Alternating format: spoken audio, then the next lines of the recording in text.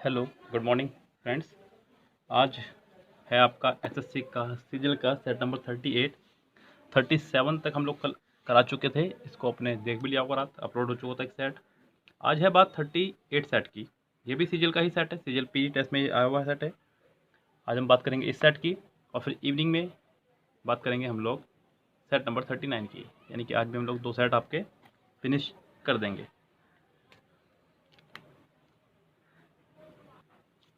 38 set है आज का।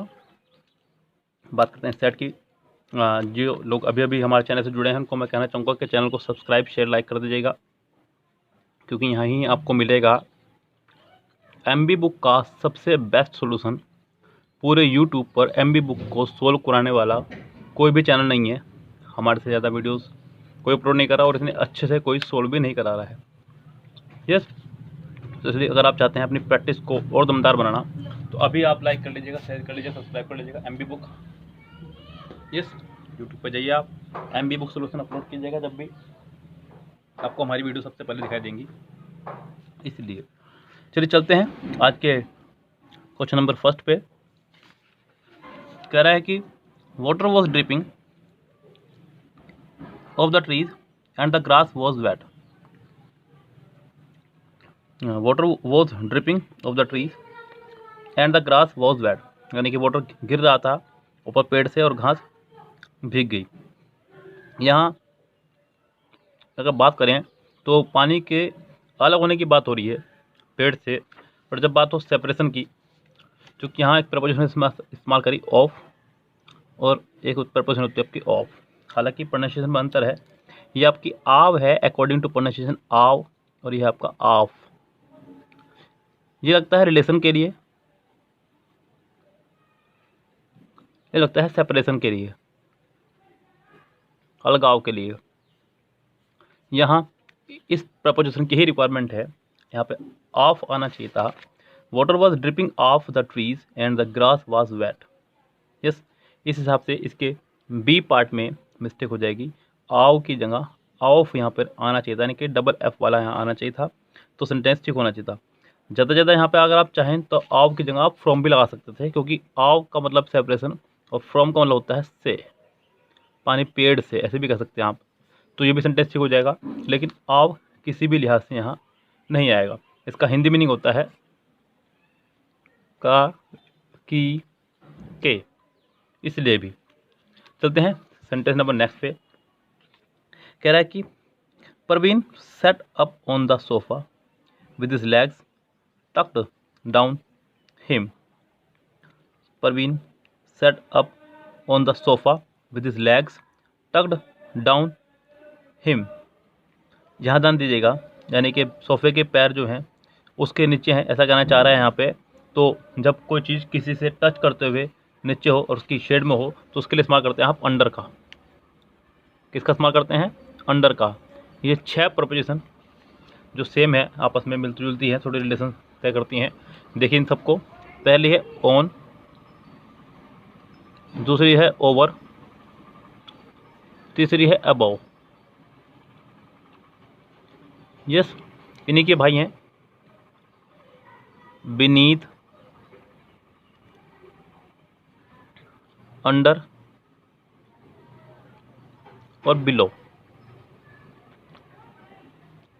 यस, इनका डिफरेंस समझे आप। ऑन मतलब बिल्कुल टच करते हुए किसी चीज़ के बिल्कुल ऊपर होना, किसी चीज़ का ऑन। ओवर मतलब टच करते हुए नहीं, लेकिन उसकी ही सीध में बिल्कुल ऊपर होना। अबव मतलब ऊपर होना, लेकिन जस्ट टच करते हुए भी नहीं होना चाहिए, उसकी सीध में भी नहीं होना चाहिए, बस ऊपर है। जैसे कि इस टाइम कह लीजिए आप कोई छत पे बैठा है, लाइक मैं छत पे बैठा हूँ, मान लीजिए जो नीचे लोग घूम रहे हैं वो मेरे से, मैं उनसे अबव हूँ। यस, इस तरह से। बीनीथ जस्ट अपोजिट इसका। बीनीथ मतलब किसी चीज़ की कोई नीचे लेकिन टच करते हुए बिल्कुल। अंडर किसी चीज़ के नीचे लेकिन टच करते हुए नहीं, लेकिन बिल्कुल नीचे। अब बिलो का मतलब नीचे, लेकिन उसकी सीध में भी नहीं, ना टच करते हुए, बस नीचे। जैसे कि मैं कह सकता हूँ कि जो लोग इस टाइम घूम रहे हैं वो मेरे नीचे हैं, यानी कि बिलो है मेरे से वो। जैसे कि आप रिवर के नीचे लगा सकते हैं कि the river is flowing below the bridge. River जो बह रही है बिलो बह रही है ब्रिज के। ब्रिज के नीचे नहीं, मतलब ब्रिज के नीचे बह रही है, जस्ट बिल्कुल नीचे नहीं बह रही है उसके। तो यहाँ पे आप लोग टच करते हुए कंडीशन को ना लगा करके यहाँ पर डाउन की जगह अंडर लगाएंगे। क्या लगाएंगे? Under. Parveen set up on the sofa with his legs tucked under him, ऐसे, यानी कि इसके सी पार्ट में मिस्टेक हो जाएगी। चलते हैं सेंटेंस नंबर नेक्स्ट पे। सेंटेंस नंबर नेक्स्ट है आपका third. At night the hungry orphan would sneak into the kitchen and dash टिनी amounts of food. Orphan बोलते हैं अनाथ को, यस। और यहाँ पे बात हो रही है स्नीक इनटू, पहले लगाया उसने। स्नीक इनटू का मतलब होता है किसी से नज़र बचा कर चोरी से घुसना। स्नीक इनटू, नज़र बचा के कहीं चोरी से घुसना, यानी कि पता ना चले किसी को, इस तरह से घुसना। अब जब नज़र बचा के चोरी से घुस रहा है तो वो घुसेगा भी चोरी के ही इरादे से, यस। प्रीफर मतलब पसंद करना, लिफ्टर उठाना, डिफर अंतर, पिल्फर मतलब चोरी करना। एट नाइट्स द हंग्री और Fan would sneak into the kitchen and pilfer tiny amounts of food, यानी कि उसने थोड़ी सी मात्रा में फूड को चुराया, ये कहना चाह रहा है। यानी कि इसका आंसर हो जाएगा आपका D. Sentence number next. As the only dash person in the wacky family the sensible girl felt like the old woman out. Vocabulary based है, यस। यहाँ पहले तो इस्तेमाल किया उसने वैकी। वैकी का मतलब होता है सन की, यस। तो इसी से आपके वर्ड रिलेट करते हुए लगाने हैं। The as the only dash person in the wacky family, यानी कि सिर्फ एकमात्र व्यक्ति था उस सन की फैमिली में। The sensible girl felt like the old woman out. Insane का मतलब भी सन की। किसी भी सेंटेंस में सेम कैटेगरी के दो वर्ड एक साथ कभी भी नहीं आ सकते, ऐसा मैं आपको हमेशा ही बोलता हूँ, इसलिए आपको ये बात रट जानी चाहिए अब तक। तो इनसेन यहाँ पे नहीं आएगा। वेन मतलब दो मतलब होते हैं इसके, व्यर्थ भी और घमंड भी, तो यहाँ पे इसका कोई मतलब भी नहीं बैठ रहा है। मेन मतलब मुख्य, सेन मतलब समझदार, यस। तो as the only sane person in the wacky family, यानी कि पूरी सन की फैमिली सिर्फ एक समझदार व्यक्ति था, ये कहना चाह रहा है यहाँ पे। तो इसका आंसर हो जाएगा आपका सी, जिसका करेक्ट ऑप्शन होगा। अब अगला है आपका वोकैबुलरी बेस्ड। अगला पहला वर्ड है पिकॉक से। पिकॉन्सी, पिकॉन्सी मतलब चटपटा, स्वाद भरा, बहुत ही बेहतरीन।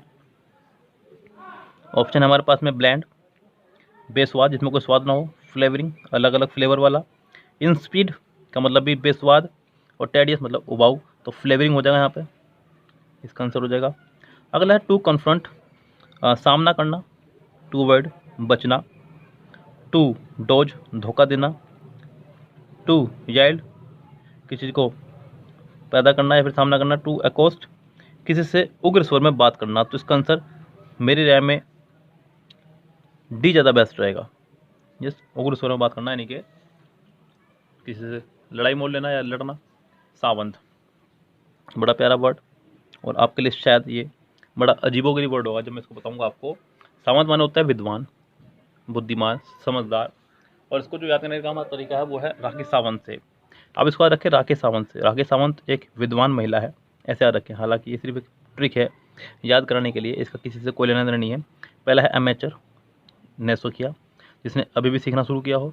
एकेडमिक तो आपको पता ही होगा, पंडित मतलब विद्वान, और एग हेड मतलब विद्वान। तो इसका आंसर हो जाएगा एमेचर यानी कि नौसिखिया। अगला ऑप्शन है आपका टू इंडिक्ट, आरोप लगाना किसी पे। टू अर्गेन भी आरोप लगाना। टू सेंश्योर, टू सेंश्योर मतलब आलोचना करना किसी की। टू एक्सोनरेट, आरोप से बरी करना। टू इम्पीच, किसी पर आरोप लगाना। तो इसका आंसर हो जाएगा सी, किसी को आरोप से बरी करना। चलते हैं नेक्स्ट सेंटेंस पे। नेक्स्ट है आपका ईडियम, यस।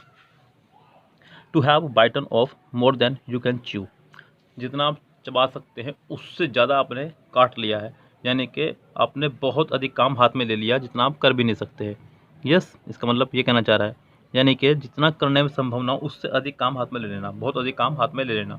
टू इट, देखिए हमेशा ध्यान रखिए, अगर ईडियम में कभी कोई वर्ड जो हो उसका मीनिंग कभी भी उस वर्ड से रिलेटेड कभी नहीं आएगा। खाने पीने की बात करें तो खाने पीने से संबंधित कोई भी इसका मीनिंग नहीं हो सकता। टू ईट वायरस ये तो होने से रहा। To behave disrespectfully towards elders and then repent the act, जी नहीं। To have tried to do something which is too difficult, कोई ऐसा काम करने की कोशिश करना जो बहुत डिफिकल्ट है, जी नहीं। To have missed a golden opportunity and after that willing to put twice the effort to recover the loss, कोई गोल्डन अपॉर्चुनिटी आपने मिस कर दी, उसके बाद में आप दुगना प्रयास उसमें लगा रहे हैं उसको गेन करने के लिए, तो यानी कि मुझे नहीं लगता यहाँ कोई भी ऑप्शन यहाँ पे करेक्ट है इसका। तो फिलहाल मैं इसको अपनी नज़र से दूर करते हुए आगे बढ़ता हूँ, क्योंकि सेंटेंस का कोई भी ऑप्शन करेक्ट नहीं है। Sentence number 10, out of the point, sorry माफ़ी चाहूँगा, आउट ऑफ प्रिंट, यानी कि कोई ऐसी चीज़ जो अब प्रिंट यानी कि छपने के लिए छप कर कई बेकार हो चुकी है, यानी कि प्रिंट खत्म हो चुका है। A book no longer available from the publishers, यानी कि कोई ऐसी चीज़ जो जिसका प्रिंट भी खत्म हो चुका है सारा। A book no longer available from the publishers. Sentence number चलते हैं 11 पे। यह है आपका फिर से grammatically portion. I am having too much fun, I am having too much fun, यहाँ तो उसने हद ही कर दी भाई। यस, चलो चलते हैं, क्या प्रोसीजर यहाँ पर अपनाना चाहिए हमें, चलिए देखते हैं। I am having too much fun. अब यहाँ पे ध्यान दीजिएगा, हम लोग यहाँ पे अच्छा होगा कि इससे बाहर निकालना सीखें। उसने कहा I am having too much fun, I am having too much fun, बस आगे जरूरत नहीं है। टू एक प्रपोजिशन है जिसके बाद या तो आ सकती है वर्ब या ज़्यादा से ज़्यादा नाउन, लेकिन टू यहाँ पे एक एडवर्ब है जिसकी यहाँ पे जरूरत नहीं है। तो ये तो कन्फर्म है कि ये दिया हुआ पार्ट आपका रॉन्ग है। अब आपको कैसे बाहर निकालना है, आपका है इज एम आर, यस के साथ में हैज़ तो आने था, इसके साथ तो आती है आईएनजी फॉर्म में, आती है थर्ड फॉर्म, हालांकि हैड थर्ड फॉर्म है। I am had too much fun, हमने बहुत मज़ा किया, या फिर I am having too much fun, हमने बहुत मज़ा किया, ये अपना नाम ही ठीक है, यहाँ पर टू की रिक्वायरमेंट नहीं है। तो इसका आंसर हो जाएगा आपका A. What would the cavalry doing out there, यहाँ आपका आ चुका है वुड, और वुड के साथ या तो फर्स्ट फॉर्म लगाइए आप डायरेक्ट, क्योंकि मॉडल वर्ब है। बताया गया आपको कई बार कि मॉडल वर्ब के बाद हमेशा वर्ब की फर्स्ट फॉर्म आती है, जो एकदम करेक्ट होगा।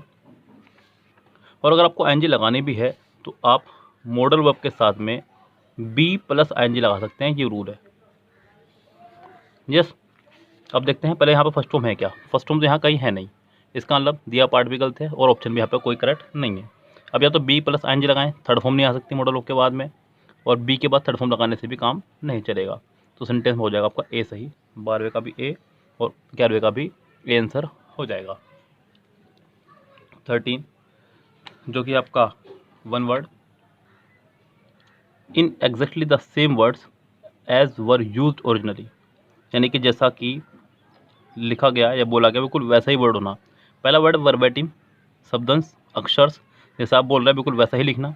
ऑफ बीट असामान्य, डाइवर्जेंट विभिन्न, और कॉन्ट्ररी विपरीत किसी के। तो इसका आंसर हो जाएगा verbatim.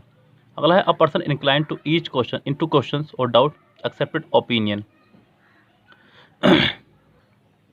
A person incline to question, यानी कि चीज़ पर डाउट पैदा करना, जो भी कोई बात आपसे कह जाए उस पर डाउट है, आप क्वेश्चन उठा रहे हैं। पहला वर्ड है अडेरेंट, अनुयायी या पालन करता। उससे अगला वर्ड है स्केप्टिक, शक्की। जेलोट मतलब कट्टर या हिमायती, और उससे अगला है इसका डिसाइपल, शिष्य। तो इसका आंसर हो जाएगा आपका बी, और पहले का आंसर हो जाएगा आपका ए। अगला है आपका स्पेलिंग करेक्शन, आपको बताना है कौन सा पार्ट इसमें से करेक्ट है, क्योंकि सारे वर्ड सेम हैं तो आपको यहाँ पे करेक्ट वाला ढूंढना होगा, करेक्ट कौन सा है। तो आपको सिर्फ और सिर्फ स्पेलिंग पे चलना है, कहीं नहीं करना है। आप स्पेलिंग मेरे साथ मिलाते चलिए अपनी स्पेलिंग को। आपकी जो स्पेलिंग है वो है डिटेरिंग, DITHERING, DITHERING, यानी कि इसका आंसर हो जाएगा सी, इसका होता है घबराहट। उससे अगला वर्ड यहाँ पर थ्रोटल है, बहुत ईजी वर्ड है, THROTTLE, दम घुटना या दम घोटना, थ्रोटल, THROTTLE। तो यहाँ पे इसका आंसर हो जाएगा डी, क्योंकि सेकंड फॉर्म लगाई उन्होंने, तो इसका आंसर हो जाएगा डी, और इसका आंसर हो जाएगा सी। चलते हैं नेक्स्ट पे, जो कि है PQRS, और ये ग्रामेटिकली बेस्ड है, थोड़ा इजी पढ़ने वाला आपको। चिल्ड्रन आर सेंसिटिव, बच्चे होते हैं सेंसिटिव। अब आपको बताना पड़ेगा बच्चे किस चीज़ के प्रति सेंसिटिव होते हैं। Children are sensitive to what happens around them, जो भी उनके आसपास चलता रहता है उसके प्रति बहुत सेंसिटिव होते हैं। यानी कि सेंटेंस स्टार्ट होगा आपका एक्स से, एक्स है सिर्फ एक में ही, यानी कि इसका आंसर हो जाएगा आपका बी।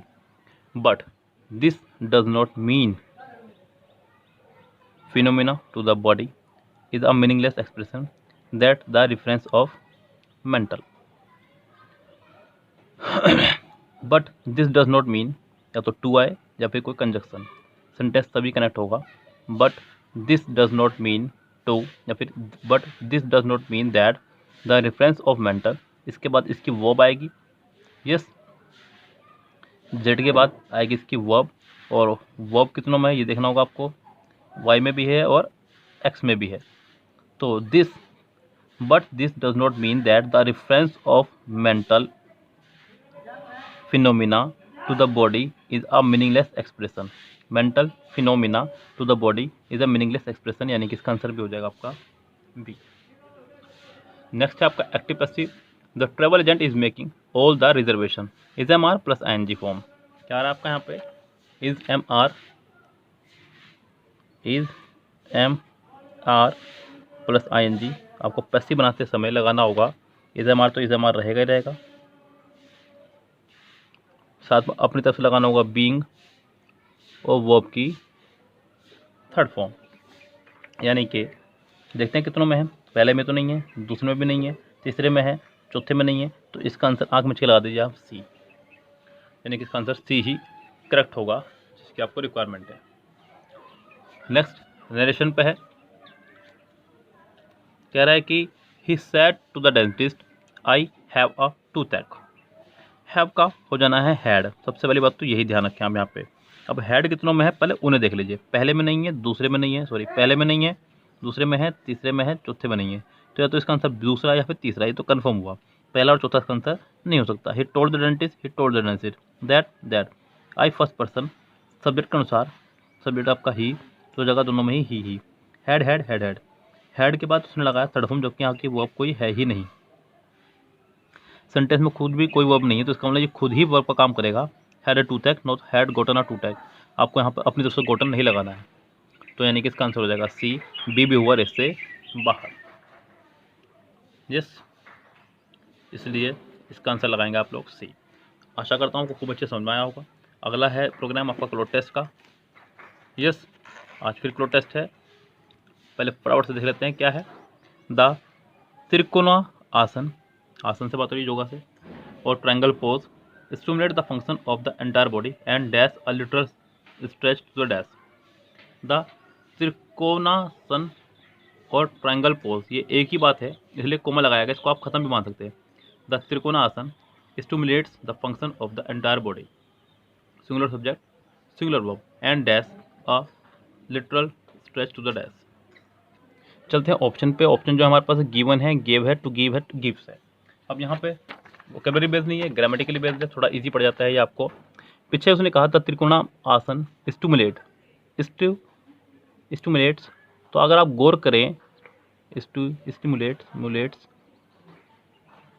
तो उसने वर्ब की फर्स्ट फॉर्म में एस या ईएस लगाया है, उसका सेंटेंस जुड़ा है आपका एंड से, तो यानी कि एंड के बाद जो वर्ब आएगी वो भी एस या ईएस के ही साथ आएगी। पीछे जो वर्ब थी वो वर्ब की फर्स्ट फॉर्म प्लस एस या ईएस के साथ है, तो यहाँ पे भी वर्ब की फर्स्ट फॉर्म प्लस एस या ईएस के साथ आएगी। ये नहीं आ सकती, ये नहीं आ सकती, ये नहीं आ सकती, तो सिर्फ वो सिर्फ बचती है आपके पास डी, यानी कि इसका आंसर होगा डी कन्फर्म के साथ। It helps reduce blood pressure, stress and anxiety. Practice this asana every day and you will dash. अब यहाँ पर आ चुका आपका विल, गौर कीजिएगा, विल है आपकी मॉडल वर्ब, यू विल है आपकी मॉडल वर्ब, इसके बाद आनी चाहिए हमेशा वर्ब की फर्स्ट फॉर्म। अब कितनों में फर्स्ट फॉर्म है उसे देख लीजिए, gaining I N G form, gain first form, gain second form, to gain आने से रहा, तो यू विल गेन, यानी किसका आंसर हो जाएगा आपका B. Strength in the ankles, thighs, knees, hips, calves and hamstring. All standing poses, poses plural noun है, क्या आपका ये प्लूरल नाउन पोजेस, तो आपको चाहिए प्लूरल ही वर्ब। दूसरी बात, स्टोरी चल रही है आपकी प्रेजेंट में, तो आपको प्रेजेंट की ही वर्ब लगानी पड़ेगी, यानी कि आप यहाँ पर हस्तद वर्ब की फर्स्ट फॉर्म लगा सकते हैं, सेकंड फॉर्म में आप यहाँ नहीं लगा सकते, बिकॉज ही ले जाएगा आपको सेंटेंस को पास्ट में। तो बिल्ड सेकंड फॉर्म है, ये बाहर, बिल्डिंग आने से रहा, टू बिल्ड आने से रहा, तो इसका आंसर हो जाएगा build. All standing poses build the cardiovascular system, so the more you do it the dash. ये भी आपका फॉर्मेशन चला गया कंपैरेटिव डिग्री पे, जरा याद कीजिएगा, सेंटेंस में हमेशा पढ़ाता हूँ आपको। मैंने बताया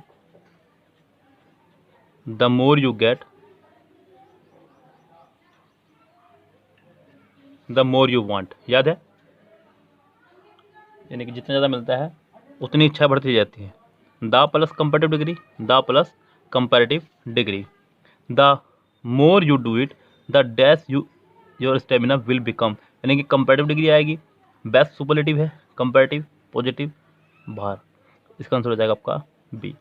चारों सेंटेंस बहुत इजी तरह से आप यहाँ पर कनेक्ट हो चुके हैं। अब सिर्फ एक सेंटेंस बचता है जो आपको दिमाग से थोड़ा सा लगाना होगा, हालांकि ज़्यादा दिमाग भाभी नहीं लगाना है। याद कीजिए ज़रा, ये भी एक रूल है, the aim is never to over do it but to engage regularly dash that you get stronger and more stable over time. यहाँ याद रखिएगा, सो दैट किसी पर्पज़ के लिए लगाया जाता है, सो दैट, यस, ये नॉर्मली आपके सुनने में भी यूज होता है, सो दैट, जिससे कि you get stronger and more stable over time, यानी कि इसका आंसर हो जाएगा सो, यानी कि पूरा ही क्लोज टेस्ट बहुत ईजी था, इसका आंसर हो जाएगा आपका सो। ये था आपका ग्रामेटिकली बेस्ड क्लोज टेस्ट। मैंने आपको हमेशा कहा है कि अभी तक तो वोकेबलरी बेस्ड चल रहा था, जिस दिन ग्रामेटिकली बेस्ड आ जाएगा मैं आपको इतना इजी ट्रिक से उसकी ट्रिक दूंगा कि आपका जी खुश हो जाएगा करते समय। यस, आपको लगेगा कि हाँ वाकई में ही अभी हमने क्लोज टेस्ट करना शुरू किया है। क्लोज टेस्ट अगर ग्रामेटिकली बेस्ड आ गया तो मैं आपके पूरे 5.5 मार्क्स लगाने वाला हूँ, एक भी मार्क्स नहीं छूटने वाला। ऐसी ऐसी ट्रिक्स मेरे पास क्लोज टेस्ट को सोल्व करने की हैं। अब वोकेबलरी बेस में क्या हो जाता है कि सिर्फ और सिर्फ काम रहता है वोकेबलरी का। अब मेरी मजबूत है, आपकी नहीं है, यहाँ थोड़ा सा फर्क पड़ जाता है। यस, जब तक मैं करा रहा हूँ तो अच्छा लग रहा है, लेकिन जब आप पढ़ने बैठेंगे तो फिर वही मामला, क्योंकि वोकेबलरी नहीं आपके पास में। वोकेबलरी का मजबूत होना बहुत ज़्यादा ज़रूरी होता है ऐसे में, इसलिए आपके लिए थोड़ा सा कठिन हो जाता है यहाँ पर काम। लेकिन यहाँ अगर आप लोग एक बार समझ के करना तो आपके लिए बहुत ईजी होगा। आपने देखा कि एंड से पहले फर्स्ट फॉर्म में ऐसे तो आपने एंड के बाद भी ऐसे ही लगाया। आपने देखा विल है मॉडल वर्ब, तो मॉडल के बाद फर्स्ट फॉर्म आती है, आपने बी लगाया। उसके बाद आपको दिखा पोसेसिव प्लूरल नाउन, तो आपने प्लूरल वर्ब लगा दी। यस, बिल लगा दिया, गेन आ गया था। यहाँ आपको दिख रहा है कि दा के साथ कंपैरेटिव डिग्री है, तो आपने यहाँ पे भी दा के साथ कंपैरेटिव डिग्री लगा दी। सो के साथ दैट आता है किसी पर्पज़ के लिए, तो बहुत ईजी हो गया आपके लिए। यस, तो चलिए कोई बात नहीं, ये था आपका क्लोज टेस्ट आज का सेट नंबर 38 शायद। अब बात करेंगे दूसरे सेट की, 39 की, कुछ समय बाद इस सेट को लेकर के आ रहे हैं। अभी आप इसको देखिए, लाइक शेयर सब्सक्राइब कर दीजिएगा, अपने बहुत सारे फ्रेंड्स को शेयर कीजिएगा, वीडियो को डायरेक्ट देखा करें, कभी वीडियो डाउनलोड करके ना देखें। मेरी आपसे विनती है, हाथ जोड़कर विनती है, जब हम आपके लिए इतना कुछ कर रहे हैं तो आप भी थोड़ा सा मेरी बात मान लीजिएगा। वीडियो को डायरेक्ट देखें, कभी भी वीडियो को डाउनलोड करके ना देखें। अगर आपको डाउनलोड करके देखनी भी है तो आप कभी भी वीडियो को चला कर छोड़ दिया करें, मेरे कहने पर इतना सा काम आप कर दीजिएगा। फिलहाल चलते हैं, have a nice day, see you tomorrow, शब बखैर, गुड नाइट।